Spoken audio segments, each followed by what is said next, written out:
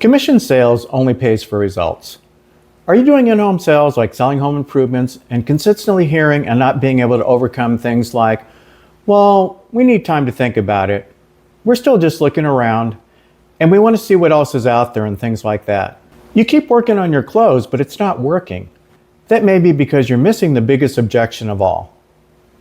One reason you can't turn them is that the real objection is that they're just not sold. Sold meaning that they want your product and they think it's worth it. What you're really hearing at the end is just a polite blow-off. You're not losing it in the close and should stop looking for closing training.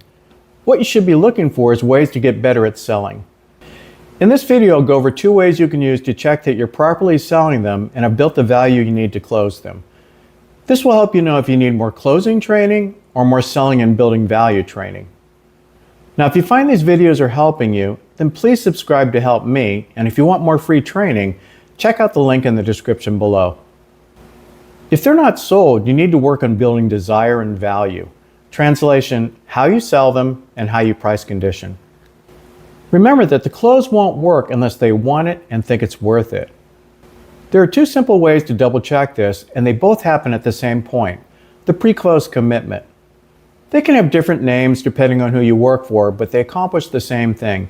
You need to make sure that they want it or are sold before you get into pricing. Normally this happens when after you've shown them everything and are ready to deliver the price. The most common thing is just to say, if this is affordable, is this definitely the window you want to put in your home? Sometimes it's more aggressive and sounds like, other than price and affordability, is there any other reason we couldn't earn your business today? What you're really doing is to see if the customer wants your product. I prefer the first way because it's to the point. Do you want this? Yes, they have to pay for it, but the price doesn't matter unless they want and are sold in what you have. If they don't give you a firm commitment immediately with no hesitation, meaning they're in love with your product, then they're not sold. You should be able to get a firm commitment if you sold them properly. I always say, is this what you definitely want? Then make sure it's a firm commitment by asking them why. Is this the roof you definitely want to put in your home? Yes. And why would that be? Well, because I like the quality of the roof in your company, and I like the detail you put into installing it. Something to that effect. By saying this, they reinforce the commitment, and the answer should tell you how firm and real the commitment is. If you can't get a firm commitment here, then you need to work on your sales presentation, not the close. The answer to this question will tell you that you've done your job. Just make sure the commitment is real and you're not making them say yes. There's a big difference between them looking in the eye and saying, oh, I definitely want this, versus, yeah, it seems okay. Now this is also the spot that I can double check that I'm building the value and properly price conditioning them. You may think you're doing a good job price conditioning them, but it's not what you think, it's what the customer thinks. Lots of times I may be talking to a sales rep and they tell me that the customer was sticker shocked or that they thought it was going to be half of what we were charging. Then when I ask if they price conditioned them, the rep says, yes, I did. The point is that if the rep properly price conditioned and built the value, then they would not be hearing this.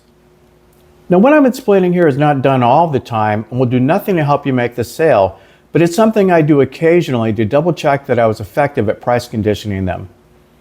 Once I get the commitment that they want it, then I say, well, just give me a few minutes to get your price together, but if you don't mind, would you do me a favor? Well, sure, Ron. I want you to write down on a piece of paper how much you think this is going to be. Now, we're not negotiating the price, and you don't even have to show me until I'm leaving, but I'm dying to know what you think so far. Is that okay? Sure. Do this in a lighthearted way and have great rapport to do this, but it's very helpful to me. Just don't come across like you're negotiating.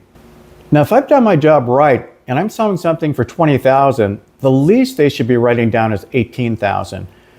You might still have a chance at selling them if you get that close. Ideally, though, if you've done your job price conditioning, they should be writing down $22,000 or $25,000 so that when they see the price, not only would they think it's worth it, but they think they're getting a deal. Remember, you're the one who creates the perception of value in the home. If they think it's worth $10,000, then you did a $10,000 presentation. If they think it's worth $20,000, then you did a $20,000 presentation and you did your job. So by doing these two things, checking to see you're getting a firm commitment that they want it, and by occasionally testing what they think the price is going to be, it helps me to analyze whether I'm losing it before the price or after the price. Before the price means I'm not selling them or building the value by price conditioning correctly. Now, if I've done both of these right, then I know I'm losing them after the price or in the close. Then I know what to work and practice on. Home improvement sales is really a lot more controllable than you think. When you first start off and you're new, you're nowhere good enough to consistently do these things. Your first sales calls like mine, they're literally blowing you out of the house and you aren't close at all. Well, like we said, we aren't doing anything for a couple of years and we're just in the research stage. Thank you very much for your time. Now, as you get better and better, you'll notice that even the ones you miss, you're really close. This is a function of you, not the customer. So much of your success has nothing to do with the customer, but everything to do with you. Customers don't change. It's the salesperson who gets better or worse.